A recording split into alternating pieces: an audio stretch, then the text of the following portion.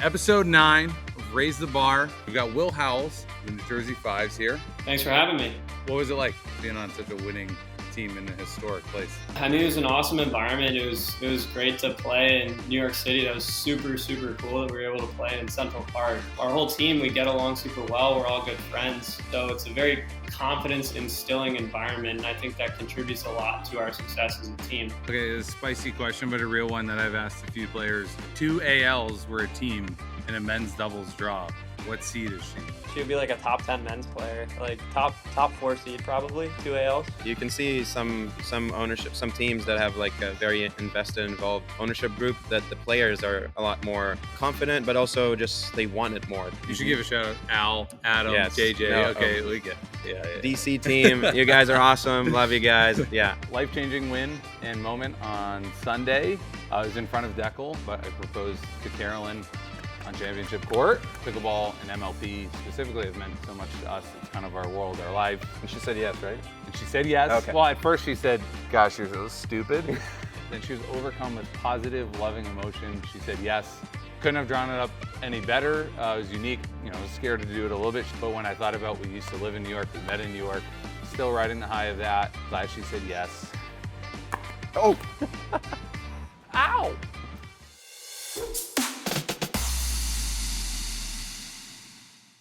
Okay, episode 9 of Raise the Bar. We're kicking it off with a good one. We've got Will Howells, the New Jersey Fives here. Thank you for joining us, Will. Thanks for having me. Yeah, big weekend in New York. You guys, well, you individually, I think you go 9-1. It's one of the first time I've had to look up like player stats. I haven't even done it for the Ranchers. Oh, really? Yeah, credit to you. But I had to scroll through the MLP tabs. But you went 9-1 between men's and mixed. The Fives go 5-0. You guys got a lot of points, more points than the Ranchers even got in Utah. You know. But anyways, big weekend. Like, what's the review? 0 through 10. What do you give it? What was kind of it? What was it like being on such a winning team in a historic place? Yeah, I mean, it was an awesome environment. It was great to play in New York City. That was super cool that we were able to play in Central Park. So awesome opportunity. MLP ran a great event. It was super well attended. And I mean, huge shout out to my team ownership. They are amazing. They're super supportive. Harwood, Gary V, Blake, they're all awesome. I mean, they're the reason we have the chemistry we do. And then all our whole team, we get along super well. We're all good friends, and we're just very supportive of each other. So it's a very confidence instilling environment, and I think that contributes a lot to our success as a team. Yeah, you guys are all individually, like prior to being part of the Fives, I would probably label you guys as like confident individuals, confident players, you know. Yeah. Zane's a little more spunky than he is outright confident. I think Mari indexes really well and self-confidence and going for it. You with coming onto the scene with your pink sneakers. AL's AL, and she's dominant. She can be confident through results. But so it's fun to see you guys come together, and a little bias I was commentating some of your matches, and then I'm obviously part of the Ranchers and stuff like that. But I would say the Fives bet seems to have proved out this weekend. You know, prior there would have been skepticism, not even just about like female first. AL's like in a class of her own. I think it's a reasonable bet, but more so, you know, you and Mari as upside picks, and the strategy, you know, of potentially splitting, knowing you may split and go to a dream breaker, be an elite team there. This weekend kind of was like, damn, Fives put everybody on notice. Yeah. I mean, we were drafted like that, and I'm super grateful that they trust us so much to be able to perform. You know, we're just looking to grow and develop throughout the season, and I'm a bit of a newer player. Mari's a little bit newer as well. I've only been playing for a year and a half, so just continuing to grow and focusing while I'm practicing on learning and developing as a player has been a huge priority of mine. And I'm just grateful that they gave me the opportunity to go out there and prove myself, really. Yeah, I feel like you guys started well. Like you started with a few wins, but all in dream breakers, and like your team like slowly like is improving. Obviously, Annalie is Annalie, and is maybe even widening the gap. But like obviously you and Mari and Zane all playing better as the season is going, and looking more dangerous. And I think confidence in MLP is even more important because the game is so quick, and just like having For the sure. confidence in yourself and in the team is huge. Yeah. For sure. That's been another thing I would say is like, since I haven't played MLP before and this is my first season, this was definitely the first time that I felt truly confident going into a weekend. Like I didn't feel nervous. I felt like I could play a little bit more freely and like my normal game. And like I felt like I was able to perform better because of that. You know, the first few events, it's the first few times you play MLP, it's a different environment, it's something new. You're not going to settle in quite like right away. So, you know, I felt like this was the first time I was really able to play like my whole game, my like complete game throughout the course of a whole weekend, which I'm very happy about. And that is due to like my team and how supportive they are too. You know, it's not easy to go in like as a newer player and have play with Annalie and but she's a very confidence instilling partner, and throughout the season I feel like I've just continued to progress and play better. Yeah. Well, fortunate for you in the fives, you guys have a slightly weaker schedule, which we won't talk about here in depth. But secondly, you guys haven't had to play that many matches, so you kind of had, you had a few events to feel it out, gain Yeah, that yeah, confidence, gel, and now, now I think you still have like 9 or 10 matches across That's a lot, yeah. two events to like kind of finish strong. And certainly you'll be in the playoffs. It matter whether it's 1, 2, or 3. We don't know, but you guys, we had a very front loaded season, so I was like, we better get our shit together and Like come early, yeah. Yeah, I mean, like, because yeah. still we've had a 2 month break, we'll wait for Vegas. So it's What do been you think? fun to What do see. you think is better? Because you have like teams like I think slow. slow. Because you have teams like the Shock and I mean you guys too. But like the top three teams by the numbers were front loaders, and now I it's only the fives that are having Yeah. the slower schedule that have the I think it's slow because it gives you a little bit more time to gel, and you can like feel stuff throughout it. I think if I was in the fives position, or if there's another team in the fives position of like you still have 25-35% of your season left, I think it makes those matches feel a little bit more real, and like you don't Okay. just like Yeah, yeah. we had 4 events in a row, and so Yeah. it's kind of like this blur of like, yeah, if you're doing well, it's fun, and it's Yeah. one carries into the other, but other side it's like you just sprint through that, and you're like, you look back and you're like, oh man, we just cost ourselves because people weren't Yeah. tapped Yeah. in, didn't say, hey, let's appreciate this weekend is 4 really critical matches, and it could be a little pressure, but also could be a little bit like I appreciate True. the scarcity So I guess the matches here. it depends how your team is doing and how you're Yeah. feeling, and For sure. you have For newer players that Like, if you need more time or not. if Kwong didn't step in such a productive way, then I would, it was a real risk that you insert him into, 3 events and half your season right away, but if if we had taken him at a similar time but had it backloaded, it'd be like, cool, he's learning to play higher level reps on the tour and MLB, and then, he'll come into frame. Speaking Yeah, of I think to your point, like we've kind of benefited from having like spaced out breaks since we have like the newer players like on the team. You know, I'm able to take and Mari's able to take like things that we feel like we didn't do as well, and we have that space in between to go and work on those things rather than having those back-to-back events where you have to make rapid adjustments and maybe you're not able to work on it as much in between the events. Yeah, Mari's doing like semis championship court. Like she's gonna know how to like flick down the line as opposed to just cross court and like put that into practice under similar pressure where stuff's on the line. And, it isn't rally, but it's still very much like you want to perform and Yeah, do well. absolutely. So, yeah, however it came to be, Gary V, Ryan, however they finessed it, props to them. That's probably the ultimate ownership GM move, besides getting more on encore play. I think the obvious question that's, Ben, I think, or Colin gets with Ben is like, it's a blessing and a curse to play with Ben because it's like you either did the work or you didn't, or you held him back. I think with AL, especially given how new you were with very few PBA results and no MLP. Like that's a lot of pressure, no matter what. Can you describe like what the real first games or matches were like playing alongside AL? Is it like immediate freedom because you're like she can clean up everything I do that's funky and creative, and like we want to be creative chaos, or is it like, oh, how do I play to AL, or is she just going to be a compliment? Like, can you describe like the more honest path? Yeah. So woman is the first match I played with her, I was really thrown into the fire because we played Catherine Parento and Thomas Wilson. Yeah. And that was right off the rip. Super tough team, like very well established players that are obviously very good in almost all aspects of the game. So I was really nervous. Like honestly, I was very nervous, and I made a lot of unforced errors. If you go back and rewatch that match, I missed quite a few balls like early on in the match, and we got down, and we played a couple scrappy points. Okay, we're back. You're down 22-19. You play some scrappy points against Thomas and Catherine. Yeah. So yeah, we played a couple scrappy points where we probably honestly shouldn't have won the points, but we got a couple balls back, and from that point, like I built some confidence, and then I hit a couple good shots after that, and we were able to scrap that one out.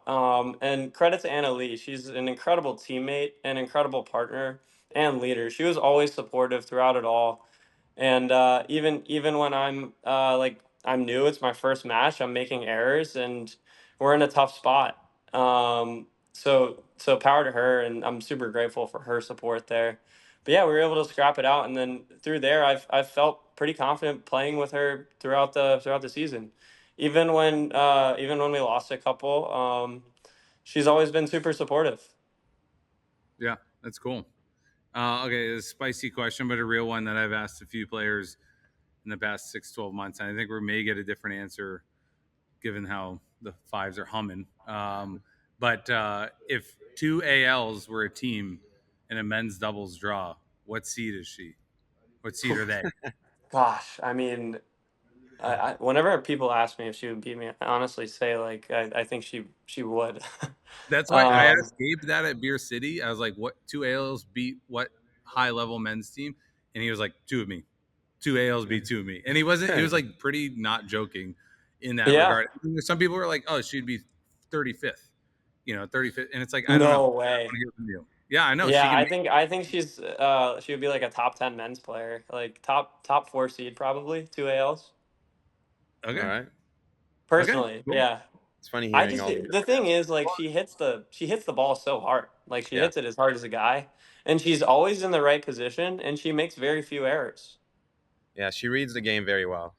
Yeah. The Sure. biggest thing would be like her dinks are very aggressive, and they push further back. So I think it would take her like a little bit of back that like all the guys would take the ball out of the air more. So a little bit adjustments on the dink just to hit it more shallow so they don't take it from the air. Yeah, but if there's anyone to make that adjustment, I'm sure she could be her. I'm sure she could make that adjustment. Yeah, I think it's funny because some people, she's still underrated in some regards by I think some of the fellow competitors, and it's always easy to say, she doesn't have a guy cross court taking dinks out of the net or dinks out of the air, or she's got Ben, but like she's kind of a video game character, just mowing people down. So a follow-up question is, do you think that her and Ben would do better or worse than her and Colin in a PPA? Heard that one too. No, it's too quiet from you too. From a lot of people actually. No, I'm curious your response. No, I think Ben and Colin do better. Yeah. She's obviously insanely good, but I still think Colin. I don't think Colin gets the credit he deserves. Still like one of the best right side players easily, and he's also making the adjustments that he needs to be more aggressive, and I'm sure like he'll keep making adjustments. So for sure. Ben and Colin would beat Ben and Anna Lee, but would be a good match to watch. That would be a fun one. Yeah, that would be fun. We'll get to Zane. Dekel will ask you about Zane. He recently partnered up with him on the tour. Had a good run with him. He's obviously part of the lab, part of our group here. I wanted to ask you about the serve. challenging serves. There's no challenge of serve actually by players in Virginia Beach, which would be MLP Challenger only. But what do you want to share as a guy who's in the limelight now with Dekel? Colin was there. It's obviously a hot topic. I think it's not a bad thing. You're taking the heat a little bit off me, so thank you. I appreciate No, it. I got you. I got you. Well, We can bond in over order to this. take the heat off you, I had to beat you. You He'll know, take like straight every time. there's an evolution to the game in every sport, right? You look at tennis and like how the sport evolved from serving and volleying to what it is today, where people are very aggressive from the baseline, and how the serves have progressed. Yeah. I mean, like you want to gain every competitive advantage that you can. And obviously you practice your serve. I practice my serve. We use it as a weapon. Some players don't do that. And I think that because we do that, we deserve to have the advantage. If we're working within the rules of the game, I don't see an issue with it, honestly. And some people may disagree, maybe like the pickleball purists who want to see the game played from the kitchen line. But when we're competing at the highest level, we're playing for money and we're trying to be the best in the world. You want to gain every competitive advantage that you can. And I think it's totally fair if we're working within the boundaries of the rules to do what we do. Yeah. That sounds like your own speaking point, which I think you genuinely believe, but I also feel like that's mirrors Zane. So you guys are you're good. Yeah. You're But on I the same think, page there. yeah, but I mean, it's true. And I also think it wasn't like we played against each other now, and I don't really remember any return errors, return misses. Yeah. Like, I don't. So it obviously not such a huge thing. We got to the kitchen most of the time. Maybe it got us a few easier drives, but like most of the points were still in the kitchen and no return errors. So what does that tell you? Yeah, for sure. I mean, I think that You got it. Yeah, like you get better at returns too. So Yeah. yeah, that's another thing. Like returns are very value. You're starting to see like serves, returns, and then aggressive thirds becoming significantly more prevalent at the highest level of the game, and just taking advantage more like early in the point versus like a year ago it was kind of like a floatier drop. And now like the roll drop is really becoming Yeah. like the standard where you can be aggressive off of that first ball, and it yeah, starts from the serve and the return yeah, I agree, and I think it makes the game more athletic too, and it for sure. gives benefit to the more athletic players too, which it's a sport, so kind of should be right. Yeah. Wow, you guys are best friends. I love it. Let's turn to Zane really quick.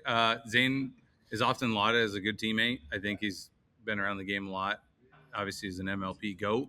Him and Dekel actually in a Jack Monroe video recently, battling to be voted as the best strategist of amongst like 5 other guys. So I don't know if you want to ask him Yeah, about no, what's I played with Zane just now. It was awesome. He's a great partner, a great competitor, but also a great strategist. Like we had like great talks, and it was fun to figure out each team and what we need to do. So how is it playing with Zane for you? And like, what do you think about him as a strategist? And does he help? Does he help you on court? Does he help like the whole team in different games? So because it's definitely an advantage having him. Absolutely, yeah. I think he's a great strategist and a very very supportive teammate. I think he does a great job like with me of balancing like the fine line of when to like push me and when to like support me and know and bring me up when I'm down. So I think in that regard, like he really knows how to like maximize like the value out of his teammate or his partner that he's playing with. And then yeah, he's a veteran of the game. He sees the court really well. He has a great understanding of it, and he's been very very helpful just with simple strategy on the court. I can't give away all the secrets, but yeah, he's well, definitely been very helpful. I would have busted your chops and said, well, there's not many secrets. But after this weekend, I mean, there may actually be some secrets. So you guys weren't even just winning in the Dream Breakers. You're cleaning up 3-1, 4-0. It was impressive. We'll get to your South Florida crew. Obviously, I think they had the belief in you to, being around you through that. But I want some fast fire ones that you may not get on the next pod because you're going back to back. Not a big deal. Yep. Back to back, big pod guy. I wanted to ask, did Ernieing come natural to you? Yeah, actually, that was just something that I started like seeing on the court, and I picked up from like other players and started seeing it, and then doing it myself. I think the more unique one is probably the one from the middle of the court that I do probably a little more often than other players. But yeah, I would say it kind of just came along as my game developed. Yeah, I remember seeing you in APP. You had a sick partner. You had Grant Bond, but it was APP Houston, like a year and a half ago, and I was like, "Who is this guy?" Like flying around, and it's not something that someone so early is just going to be taught. Like it's just you see it. I should go do it, and it happens to be Yeah, called journey. Um, what thanks. about the backhand flick? Is that something you're patent pending, copying, and licensing from JDub, or is that a Will Howells special? So honestly, Copying I'll from give Mari. J Dub a little credit here. I had been working on that like kind of at the start of my game, but he took me under his wing a little bit when I first started playing. I hadn't really done anything in the sport, and I was just kind of playing APPs at that point. Hadn't made it super far, and he practiced with me like one time, saw that I had some potential, and was willing to continue to practice with me. So yeah, he's not like coaching me, but I Yeah, was able to pick up a lot from his game and seeing that in his game. So I'm very grateful for that opportunity that he gave me to be able to practice with him pretty early on in my development. that's the one you would want Nice. Yeah. early. Yeah, so you don't get too off track and you can develop some weapons immediately. Few other real quick hitters. Notre Dame tennis. Uh, commentators, people, coaches often talk a lot about tennis backgrounds for people in pickleball. Like, how good of a career at Notre Dame was that? Where do you like humbly rank that? Was it like a great college career, a good one, a solid one? Like, where is that Yeah, I to a mean non-tennis guy? we To had a a great non-tennis guy and a team. guy who doesn't understand collegiate tennis. Break it Yeah, down. we had a great team. We were we hovered around 10. We were always top 20 pretty much. I did not play at the top of the lineup. I played 3-4. Uh, but I had a pretty solid winning record in that position. I ended up top 50. So I wasn't like an unbelievably good college player. I wasn't at the top. I wasn't an All-American. I was more of like a role guy, 3-4, get the wins in the middle, down low, and put our team in a good position, I would say. That's cool. That's cool. Yeah. Um, no, I appreciate the candor because it's hard to, if someone has a global ranking, you're like, okay, cool. I know where to like compare Right. that to. But Kate Fahey's college background is, dwarfs a lot of the other, the ladies, and it's just hard to appreciate where. Yeah, I think she was a much better college tennis. I think she played one for Michigan, right? Yeah, she has the most. Well, we had to do the research. She was a guest a few weeks ago, and it was like she's the Hmm. most winning Michigan women's tennis player. So I'm like, Yeah, she was definitely a better college tennis player than I was pretty, then. pretty figured. And you said at the top of the pod that you'd been playing for a year and a half.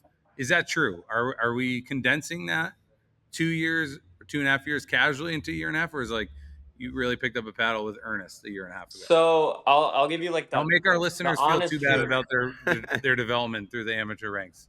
I lived in Milwaukee until February of 2023.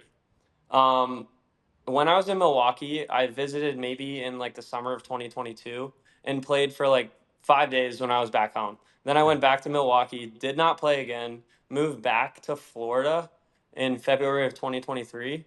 And that's when I actually picked up like the paddle and started like playing again.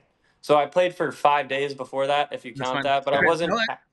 Will's a straight shooter. I get it. Yeah. Okay. Okay. 5 days is nothing. 5 days is nothing. But there's I a didn't difference between consistently play after that though. I literally didn't pick up a paddle for another year after very that. cool. And did you have any of the initial, like, oh, I'm a tennis guy. This is old people, or this is a plastic ball. It doesn't feel good. Like, was there any hesitation there, or was it kind of the more pure, like, this is fun. I could be good at this, and you're off and running. So I definitely enjoyed it right off the rip. But yeah, there's always that. I think there's always that hesitation that it's like it Yeah. looks like a less athletic game than tennis does. Even when you get into like the details of the game, it's actually quite physical and much harder on your body at the highest level than people think. But I did enjoy it, and that's why I kind of continued. And as I continued to play, I enjoyed it more. It's basically the path that everyone takes. And then I was like, hey, like, why don't I throw myself into some pro tournaments, take a stab at this, and just went from there. Cool. Nice. Last thing, we always like to help uncover like what people are training Yeah. like what's your crew drilling? You said you said you're training with J-Dub a lot, and he helped you out in the beginning. Who are you playing with now? Is it still J-Dub and in Georgia and that crew with Gabe, or who are you playing with exactly? Yeah, I mean, there's we have so many different like great players down there. Hayden just moved in with me, so he lives with me now. Oh, Then nice. Christian and James, J-Dub, Georgia, basically everyone. Anna Braid, Anna Lee, everyone that lives down in South Florida, I play with them. There is one guy who he's like my main guy, Mark Doncourt. I can call him up at any time, 11 p.m. after I get off a plane if I'm So he's your frustrated with the drill buddy. result. Yeah, he's my guy. He's always there for me. I'm actually playing with him in this APP coming up in Dallas. I'm excited for Oh, that. He's a cool. great player too, but he's also just an awesome guy, and he's been super helpful for my development. That's awesome. Yeah, very helpful to have that. So Dallas is your next tournament? Yep, that's the next one. It's right before Vegas. It's during Uh, the Vegas PPA, so right before Vegas MLP. Gotcha. Okay. And And that, you guys are in Vegas MLP? We are in Vegas. We only play. I think we play 4 there, just Monday and Tuesday. And then you're also in Miami after. Yes. Okay. How many more do you guys have? We only have Miami. That's it. All right. Yeah. Cool. Yeah, I think And- we have 6 there. yeah, and we only have Vegas, so it's coming down to the wire. Yeah. Yeah. Are you going to We're be coming in. PPA Virginia Beach or no? I won't be playing Virginia Beach. Are you going to try to play a little bit more PPAs next year, or like how is that going for you? Are you trying to get like a PPA contract, or you're enjoying your time on the APP and Yeah, I trying mean, to get more reps and wins there, or how?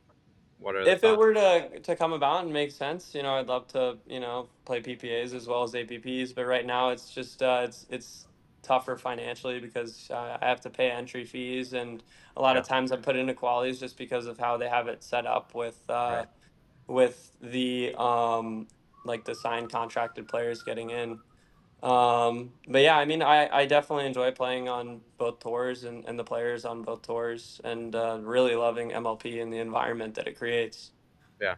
I haven't had a bad experience in MLP yet. It's always So fun.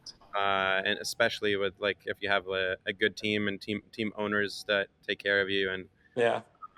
yeah, it makes a huge difference for sure. Yeah. The ownership it's an underrated portion of MLP, I think. I think the ownership group makes a massive difference in how the team performs.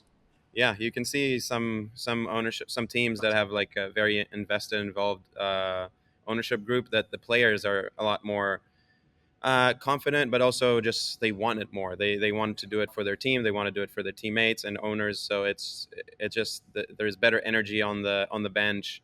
Where there's some teams come with less people or just not as involved, and it's just Yeah. the players, and there's just less motivation there. So definitely, I agree. It's a big thing. Yeah, strong Absolutely. correlation. You should give a shout out, Al, Adam, Yes. JJ. No, Okay, we get. Of We get course, it, yeah. DC team, you guys are awesome. Love you guys. Yeah, Al, JJ, Yeah. Kyle is amazing. Josh is awesome and give us a lot of great insight. So they're all. It's really great to have all of them. Yeah. Yeah. Well, we'll see you at MLP soon. Congrats this weekend's success. It was a Thank big you. weekend for the sport, Yeah. big weekend for MLP, big weekend for you guys, big weekend for you. Just big all around in the Big Apple. But thank you, Will, for joining us. And Yeah, appreciate it. Thanks, guys, for having me. yeah, we'll see you on the court soon. Thanks, Will. See Awesome. you soon. Okay, that was Will Howells. Literally just spoke to him. It was fun. It was good. Yeah.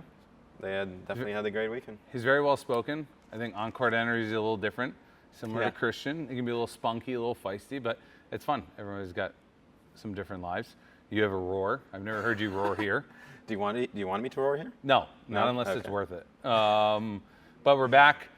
Some long travel days. You had a long five matches in New York. Yeah. But we're back in Austin at the lab. It's still hot. Second summer here. We turned off the AC so you can hear us better, and it is toasty. So we're gonna get through this. But yeah, I don't know, take it away. New York, DC team, MLP, Central Park. Yeah.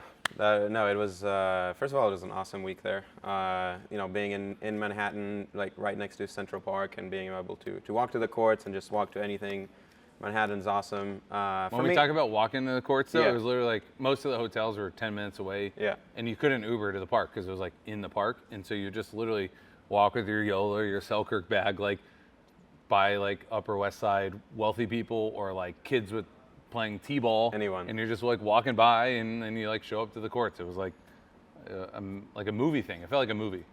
Yeah. Yeah. No, it's like you see Central Park in the movies all the time, and it is just like that. So yeah, very, very fun environment.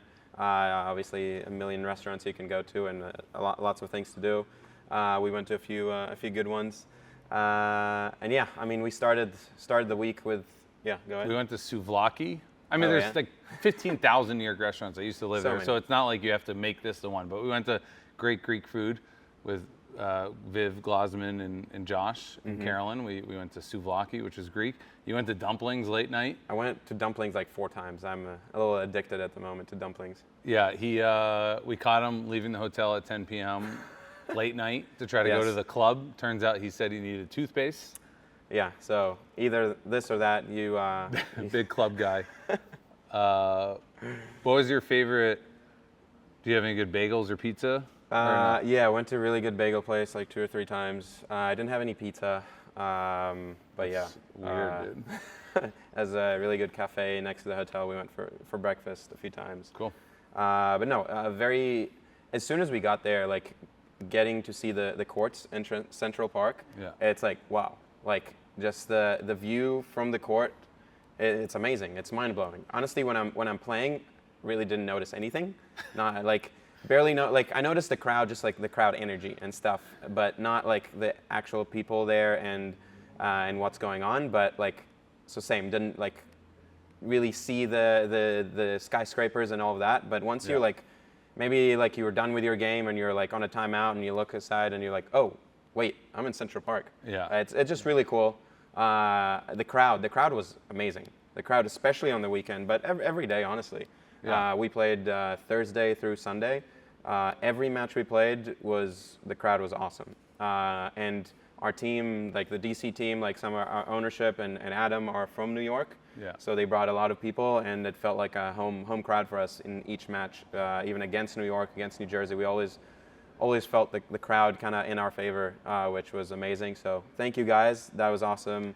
And there's some skeptics, haters that are like, oh, the crowd. It was a real crowd. Like from 9 or 10 a.m. from the first match, it was like 3 or 4 deep in the pockets because it was standing room only. And it was real. Like, there's been, there's no college kids or fraternities activated. This was like pickleball loving people and or New York City's who wanted like a first New York Cityers, that's not a word, but New Yorkers who wanted, a fun experience. So it was legitimately like a good crowd that paid money to be there and brought the energy, and obviously stirred up by Tropical on the mic. Which is great. He's awesome. Every player funny. says that too. Yeah. Every person who's been around MLP says it. Like, shout out to Tropical. He's kind of like the GOAT MC. Caitlin Kerr, pickleball chick, does a great job. But Tropical's 100%. highs are super high. They're different, I would say. Yeah. Just, he's a little bit more. She's high floor. Funny too. She's high floor and good. Yeah. He can be in and out. Yeah. But she when brings probably a little bit more energy, and he's a little bit more comical. Yes. That's what I would say. But the nicknames and stuff. So anyways, the crowd was very real. It was very good. And I think when I was watching or I'd done some commentating on Championship, it felt like this a little bit of a surreal moment of like, wow, this is a thing. This is very cool. And the VIP was packed as well. They great food. Yeah, they sold out there. I didn't eat the food there, but we had great food in the players' lounge. So everything was great. Everything the setup was amazing. The courts, again, it's the same roll-on court, so it wasn't ideal. Not gonna lie, but everything else was amazing. So thank you MLP for all of that, and it's just great to see where pickleball is going, and just like the stages we're playing at, the crowd that is coming, how each event, each year, it's growing like crazy. That was super fun. It felt like DC, because that was a home event for you guys. But Adam and team and MLP did a really good job of activating. Yes.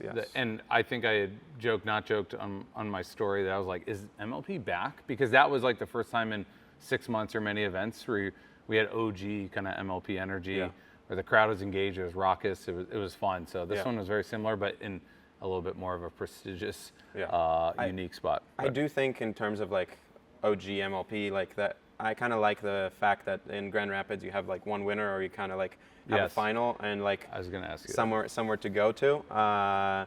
So it's, yeah, I think that's something that is missing. But we are getting like great crowd, great energy. I think that would just elevate it even So what more. Dekel's, I think, saying, and I'm on board with this, and I think there's some discussion of it. Next year, the schedule has to shape up. Allegedly, it will be kind of like 12 or 13 weeks in more of a sprint fashion to give it a contained season. But within that, on neutral sites at 10 places around the country, should this be a regular season match where it's a little harder to follow on with the vested interest, or within each weekend should there be a sprint to like getting some money and or finality of like you won the weekend, and you could still have a playoff based on results of those events. But I think that's what we should probably work backwards to, because then any neutral person seeing it for the first time or just liking one of the players is going to have a vested interest, like, oh, they got knocked out, or like this person's, that dink is worth $4,000 if they can get into the next stage, something like that. I think like a combination. For example, this week we had 6 teams there,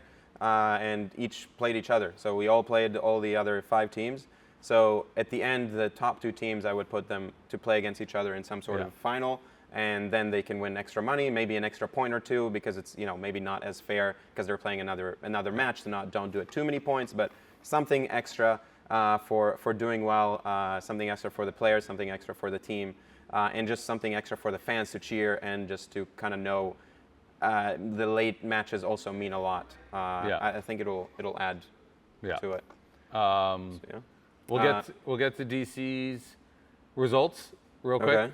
Now or no, but big for MLP. But I think this is also big for the East Coast. And like New York obviously is a market of people who are influential and stuff. And I said this on the stream live, and I say it as a guy who's been in Massachusetts and tried to play pickleball in the Northeast. And you know, there are some pros and semi-pros in New York. Shout out Eric Forsyth, Kelsey Grambeau, Kate Fahey in Jersey.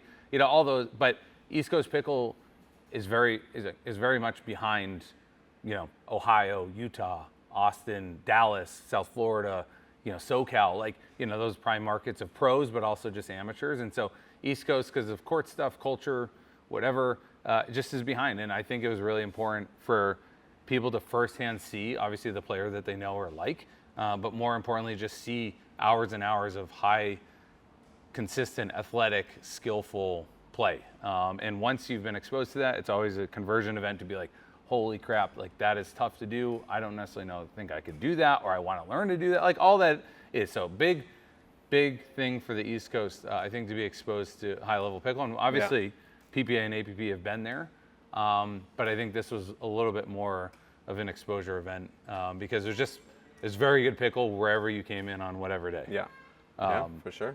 And I think PPA does it to have amateur events and to kind of activate pockets around the country. But I think a contrarian approach would be like, you just do PPA events in hotbeds that are influential, you know, whether it's on the coast or in currently hot, like, amateur zones. It's just like, get the people going. But DC, not like the fives, speaking candidly, tough, a little bit of a rocky weekend. Yeah, I mean, I feel like our weekend was up and down. I don't think it was like our best play, but I think it was still solid. We had three wins, 2 losses, so a solid weekend. And yeah, we started off with a good win, then had not our best play in the next match, but I think as a team we really like are behind each other, and it really helps us. Like we have great chemistry and like in the team, and we have our ownership group who is just crazy, amazing, with Al leading the charge there and just helping us with everything we need. We have Adam that just does absolutely everything. You know what I mean? Everything. Takes too many photos. It's like everything. No, a lot of photos he's too. a very good dude. No, yeah, Adam is awesome, and he brings the crowd together for us. He gets our laundry done. He does absolutely everything, and so huge shout out to Adam. Obviously, we have Kyle, who's super helpful on court, and Josh as well. So yeah, the DC team is awesome, just like we talked earlier. Yeah. It's super helpful, and it helped us like come back from not a great match, and just after a tough loss, we bounced back fast and got a win after. So huge. It's huge for MLP for sure. So yeah, thanks again. They're not sponsoring this. They're not? No. That's okay. Okay. Yeah, I think that was pretty much it for my weekend, and it was one of the most fun weeks for me, just New York in general and everything. And I think it doesn't compare even slightly to your weekend. Yeah, he's talking about Hunter Johnson and I beating Dekel and James in some focused rec matches. In one game, we still won. Don't get carried away. They played very well. But they were playing very intensely. But it's not.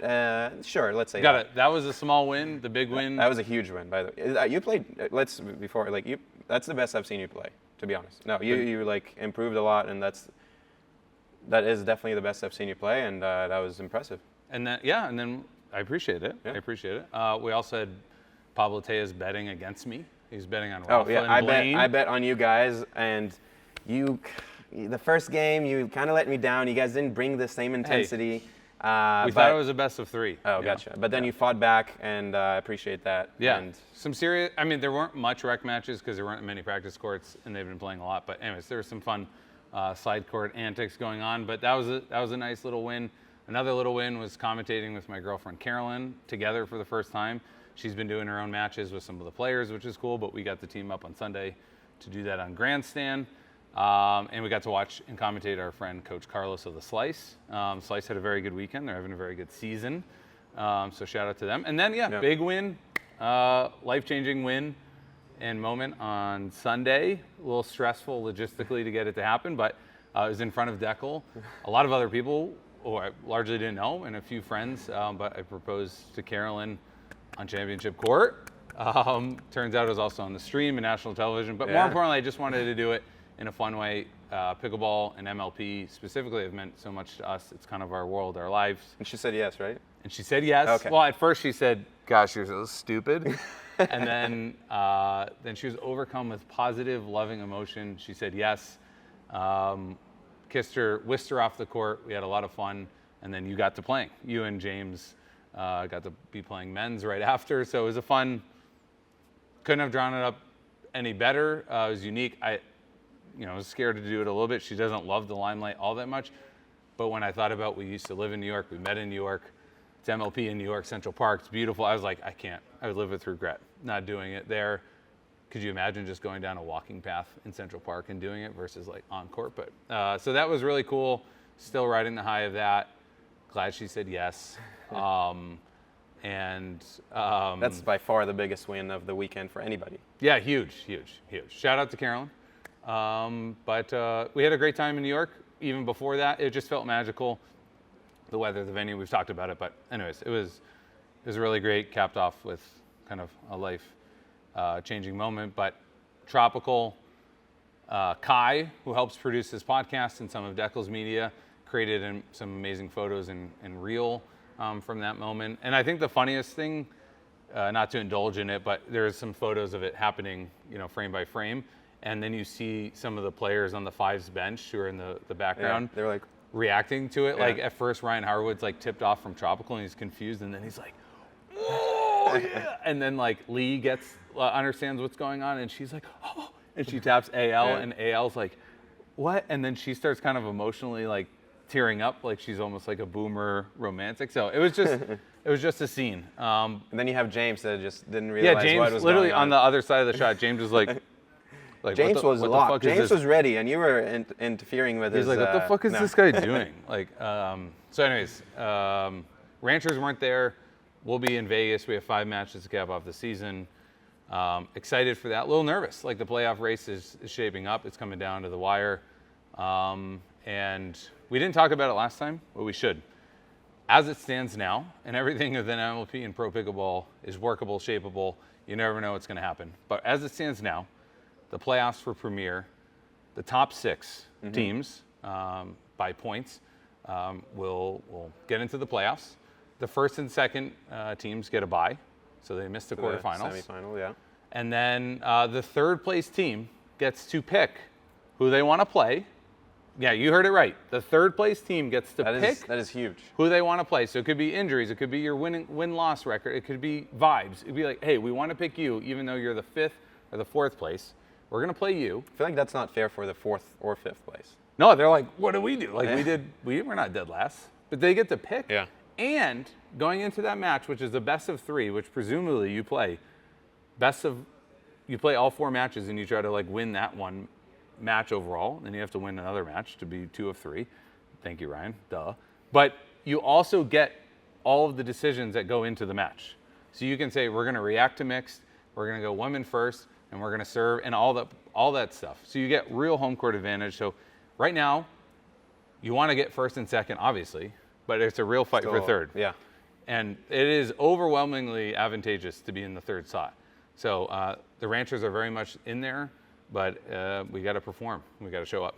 Yeah, no, for sure. But everyone I've explained that rule close. to, because they were like, that's not the case. I'm like, Yeah. check out the MLP blog post. They're like, this is where we should be a little bit more candid on this pod. People are like, that's freaking dumb. From Ben to Fleming to other people, like top players who've been around a lot of pickleball and a lot of collegiate sport and a lot of professional sport are like, what is happening? But just a bit too much, seems like. Do you think they might change that because of all the feedback they're getting? I think there would need to be an influential person at the top that you could potentially talk to. But I think it should be changed, even though we likely could be in third. There's a decent chance we're in third or fourth. Like, You're like, we have a shot at this. I want that advantage. No, I don't think that's the spirit. I think there should be an advantage, but this seems it's like a little bit too big. A little bit too big, for sure. Agreed. But yeah, so MLP's great. You're going to a DC event later this week. Going tomorrow. Tomorrow? Yeah, Thursday. On the Monument, ARP. National Mall. It's going to be, looks very cool. They did it last year as well. They're putting courts there, the National Mall, and like a stadium as well. I saw them, they already built it. So it's going to be fun. Excited for that. We have some exhibition, clinic, playing with people there. So excited for that. And from there, I'm driving to Virginia Beach. Cool. And yeah, after that we have Vegas. After that, I'm going to Pickleball Getaways. After that, we'll get to that. We do this weekly. Yeah. If you haven't subscribed, it's more likely to boost your duper more than anything in the world. Wow. Okay. Yeah. That's. There's drilling. There's watching pro play. Then there's drilling. There's rec play. Then there's drilling, and then there's subscribing. So if you subscribe to us, subscribe, raise the bar. Okay. You're likely to get past that roadblock, that ceiling that you're at. But yeah, we do this weekly, so let's go week by week. Carlos is in Virginia Beach for MLP Challenger only. Mm-hmm. I'll be joining him this weekend because I'll be playing PPA Virginia. With? Shout out Bao. Needs no introduction. B-Bao. BAO. But we're playing men's. Right side Ryan has to go back to left side Ryan, so hopefully I can channel whatever I was playing at Central Park with. Bring that energy. Bring that energy. I'm gonna put Bao on my back. And then I'm commentating for PPA, which is cool. Progression draw, these long weeks for these guys. This is the thing that some people don't realize. And now we're just kind of ranting. We should wrap it up. But, you get paid to play pickleball. It's like, oh, you get paid to golf. You get paid to play tennis. It's like, yeah, it's sexy. It's cool. Recently the paychecks have been good. But if you are friends or you manage these players or you coach these players or you're just aware of it, it is a grind. And like one match at MLP is basically like a full day of energy. Yeah. Because you can't really do much else. You don't really want to do much else. You want to prepare, you want to watch film, you want to strategize, you got to warm up, you got to play rec games, you got to play practice games, however your team wants to do it. Then you got to go play 2 intense hours and it's one day. Never mind another day with 2 matches, another day with 2 matches. Some of the challenger teams have 6 or 7 matches in like 5 days. That is a lot. A grind. And so that is just 1 week. They're doing 6 of those weeks combined with tour events. So it is a lot. And I think I'm having 28 or something events like that. And then we have other events like, This isn't like a little violin. It is to say like when you're tapped into this subset of pickle, which is pro, which is like contracted people who are playing week in, week out, it is a lot. And it's a grind. The people who get burned out about consulting because it's sexy to be on the road and it's cool. I'm like, after 6 months, you're like, I get it. I mean, they're basically the same travel program, but putting their body and their mind on the line. And you get a podcast like this being like, oh, well, DC didn't do that one. It's like, well, if one of your players or 2 didn't tap in, and get dialed for an hour, like you come out with like a 50-50 record. It's like, it's tough. And so people who are bringing it, all respect to them because it's a lot. Let's get into the Juicy Tidbit. Yeah, let's do it. That was good. Thank you for tuning in. Subscribe. Juicy Tidbit come next. Thank you, Will. Okay, it's Juicy Tidbit time from Raise the Bar. Dekel Bar, pretty good player, myself. We're going to teach you how to Erne from the left-hand side here. Now, Erne is one of those mysterious and sexy shots and movements that a lot of players want to do, or they want to at least do more.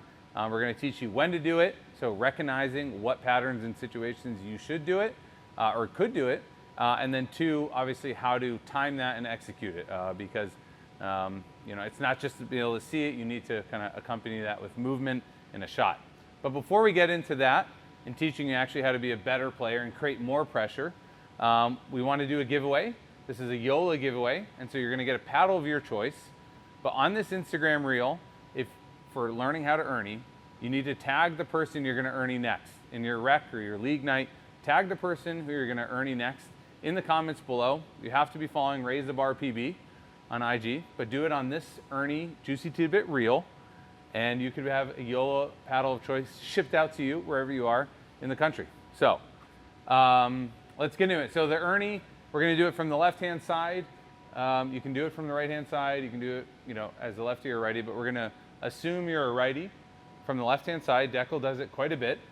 But the first part of this is recognition. So what does recognition mean, Dekel? It means understanding where the ball is on the court and what your opponents are doing. Yeah, so first of all, like Ryan said, you need to recognize when you should go for the Erne. So there's a few instances. One is probably the most common one, when a person is dinking down a line to you. So let's say I'm dinking with Ryan, and I see he's a little bit in trouble, and he might dink down a line to me when his court position is not great. Then I take advantage of that. I see he's not in a great position, and that his default, it's very hard for him to go cross court there. So I see also his head down, and that he's most likely going to hit the ball down a line. So that is a great time for me to go and take advantage of that. So really quick, this is what it looks like when the person's compromised, when they've been pressured out to their back foot. My head is down, and I'm kind of on my heels. I'm back. There's no way he said I could go cross, but it's just a purely defensive bailout shot. But this is kind of like cueing in on this is when your spidey senses should start to go of like, oh, this may be an Erne.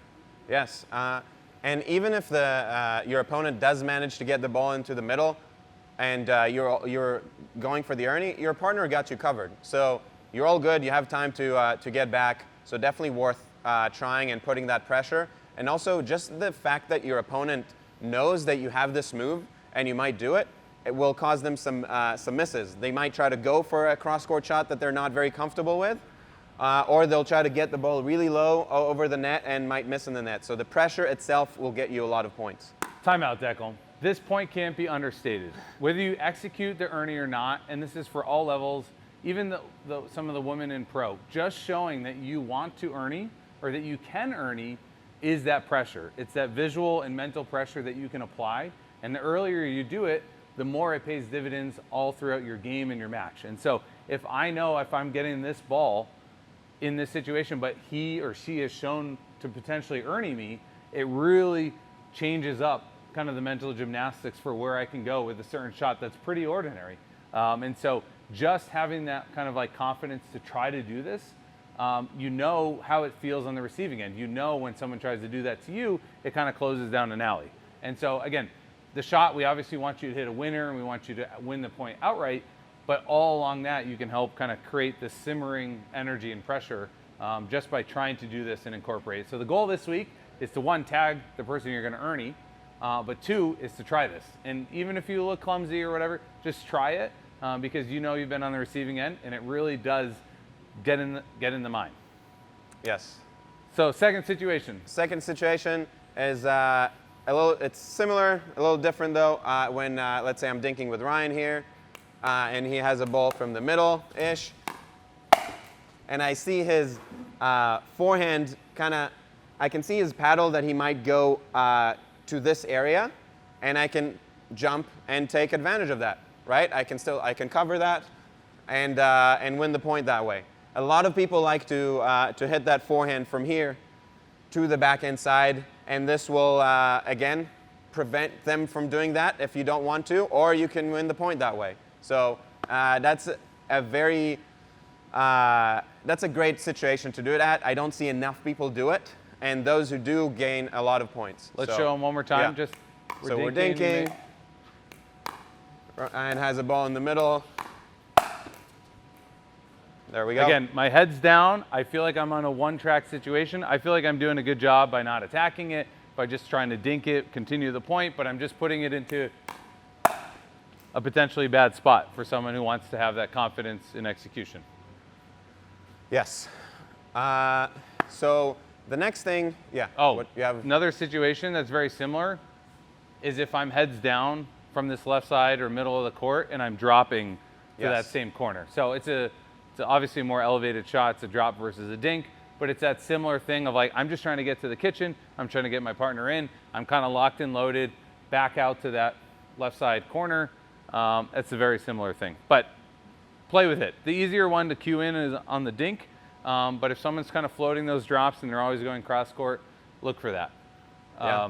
So we've got recognition of the two patterns. One is down the line, one is on this left sider, kind of going cross court. Now we need to actually execute that and time that. Dekel, tell us about timing. Yes, for sure. So let's have you in front of me, Ryan. So timing is huge here. So you don't want to go too early that your opponent sees it a lot before they hit and then they just hit to the open court, or just, it's just too early and you're out of position. You don't want to do it too late because then the ball, you won't get to the jump or to the footwork in time. When do you want to do it? So it depends on your footwork here. If you're jumping, then you want to do it just as they're hitting or right after, because right after you can see where they're hitting, and then you can time it well.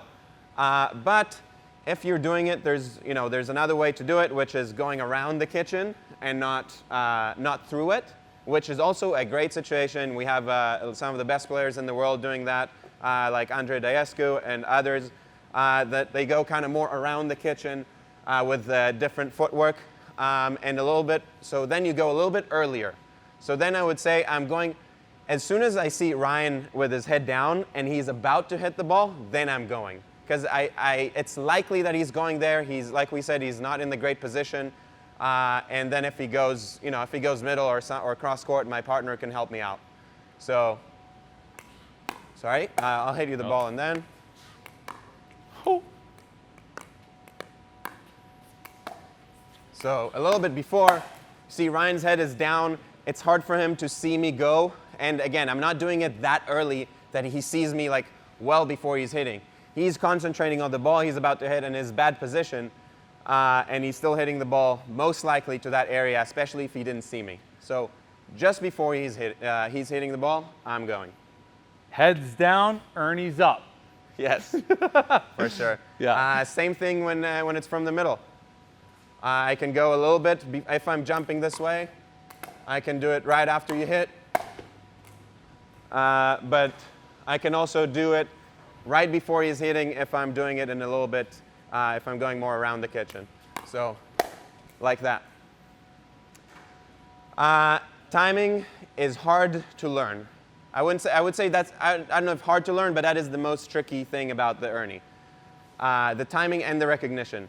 You might look foolish at times. It's okay. When I started doing the Ernes, I looked like a fool a lot. And it definitely helped me to do it more and more, and I got the timing out of it better with the different situations. I got a lot more comfortable with it, with the footwork, with the timing, with the recognition. So doing it is huge, and I think it's a very underused shot still. Like, I feel like everybody can use it, whether you're jumping or if you can't jump that far and you can go around the kitchen. All of you can do it. Trust me. We've taught it in clinics and people who are struggling physically. We're doing Ernes amazing. So try it. Try it in practice. Try it in drilling. Try it in rec. You can hit it with the forehand or with the backhand. It kind of depends how early you go. It depends on your preference as well. So I wouldn't say there's one that is better than the other. I feel like if you're going earlier, you're probably going to use the forehand more, and if you're going later, it's probably the backhand more. And to Dekel's point, not to belabor it, but you got to try it. It's like riding a bike. You got to try it, stumble a little bit.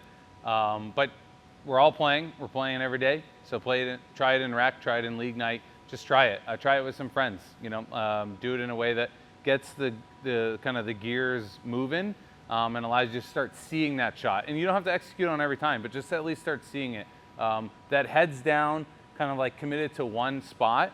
Appears a lot more than what we just talked about. It appears in resets, it appears in scrambling. You know, you could easily just hop onto the outside of the court if someone is like really pushed back and is going to do a bailout reset. So look for that heads down and committed to one spot and try to attack it. Yeah, that's the juicy tidbit for how to Erne from the left-hand side, brought to you by Dekel Bar and Raise the Bar and myself, Ryan. So we had a giveaway from Yola. We're teaching you how to execute it. And thank you for all those who've suggested what juicy tidbits we should be covering. We really want to help amateurs see what's happening in high-level pro games and then kind of bring that to their court. Yeah, so the Erne was the winner of our previous giveaway that commented what they want us to cover was the Erne. So thank you for that, and thank you for everybody who gave us you know, the ideas and what you want to see. And we'll try to do more of those as we go on. Awesome. We'll see you next week. Oh.